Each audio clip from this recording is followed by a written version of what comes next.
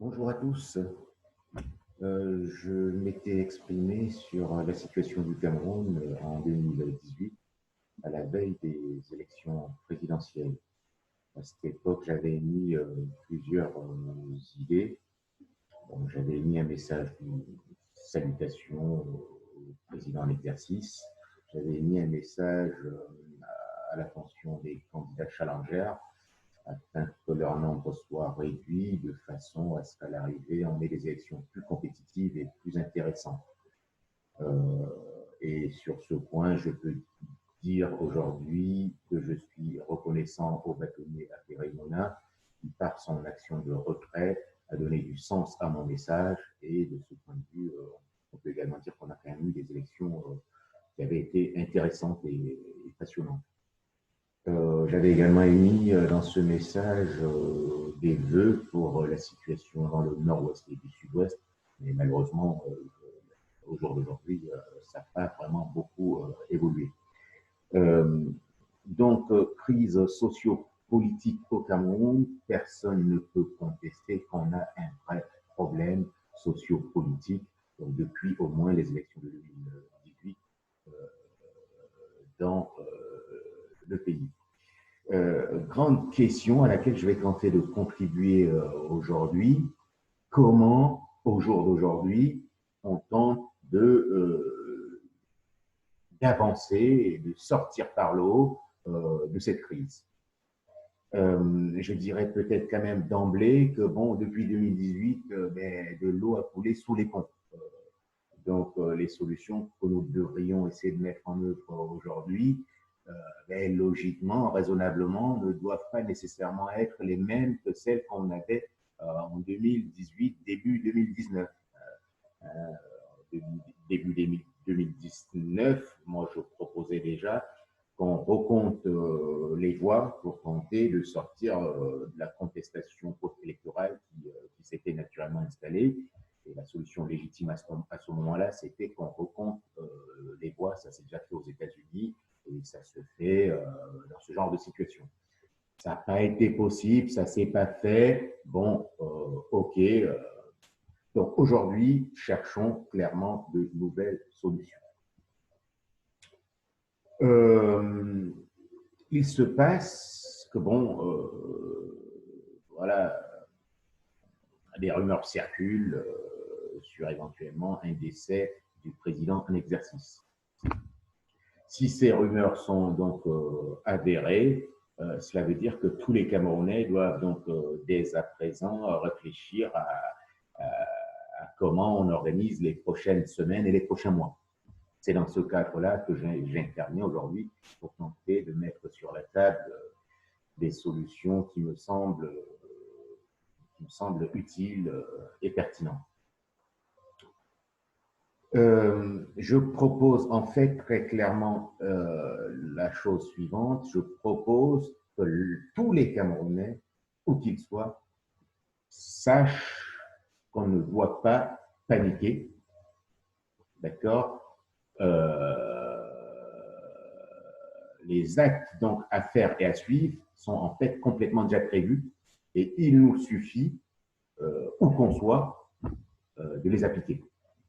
Alors, acte 1, si à vacance donc, du pouvoir, ça doit être constaté par le Conseil constitutionnel, donc constate une vacance du pouvoir.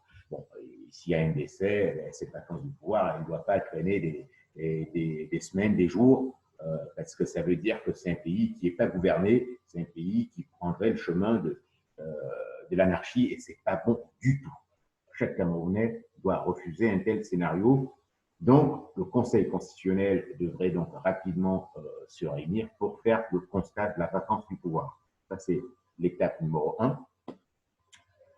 Ensuite, ce que tous les Camerounais doivent savoir, c'est que la solution à notre problème en cas de vacance du pouvoir est parfaitement prévue dans la Constitution et dans l'article 6. Donc, nous n'avons pas à paniquer, à se demander ce qu'on fait, ce qu'on ne fait pas. Tout est écrit dans l'article 6 de la Constitution et il nous suffit simplement de l'appliquer. Où qu'on soit et qui qu'on soit. Et cet article 6, qu'est-ce qu'il dit justement? Il parle de la vacance du pouvoir Il dit plusieurs choses que je vais donc rappeler. Il dit qu'un nouveau scrutin doit être organisé 20 jours après la vacance du pouvoir et au plus tard 120 jours après cette vacance du pouvoir. Donc, c'est assez précis. Hein, bon, le temps, voilà, de réorganiser ces élections, tous les candidats se redéclarent et puis, c'est fait. Et deuxième chose importante qui est prévue par l'article 6 de la Constitution, c'est que l'intérim est exercé par le président du Sénat. Et ce président du Sénat ou son suppléant ne peut pas être candidat, il ne peut pas modifier la Constitution, il ne peut pas organiser de référendum. Voilà, en gros, ce qui est prévu dans l'article 6 de notre Constitution concernant donc l'ensemble de tous les Camerounais à l'intérieur, y compris dans la diaspora. Et donc, comme je l'ai déjà dit, pas de panique, tout Camerounais est invité à mettre en œuvre les conditions de l'article 6 de la Constitution. Et à ce moment, ben voilà, nouveaux candidats, nouvelles élections, on tente de les faire cette fois-ci quand même proprement. Faut pas, voilà, faut pas revoir ce qu'on a vu en 2018. Hein, voilà, je veux dire, si on veut faire proprement, c'est question en fait de même de dignité. Et dans ces conditions, nous sortirons tranquillement et proprement de cette crise sociopolitique qui dure quand même depuis pas mal de temps. Et pendant qu'on a la crise, bien évidemment, on ne peut pas s'occuper des problèmes du développement, on ne peut pas s'occuper des problèmes socio-économiques. Mais voilà, c'est quand même un vrai problème. C'est pour ça qu'il y a urgence à régler cette crise socio-politique. Je reviens quelques secondes sur la crise du Nozo. J'avais fait un message il y a à peu près un mois ou deux, un message dans lequel en fait j'invitais à ce que d'une part on libère le leader présenté comme donc sécessionniste, histoire d'apaiser les tensions, et ensuite qu'on accélère les conditions de la mise en place de la décentralisation dans le nord-ouest et le sud-ouest en allouant, en trouvant les financements nécessaires pour justement donner les moyens à cette région et même d'ailleurs à d'autres plus tard pour justement mettre clairement en place les conditions de décentralisation. Ce sera un vrai début de sortie de crise dans cette région.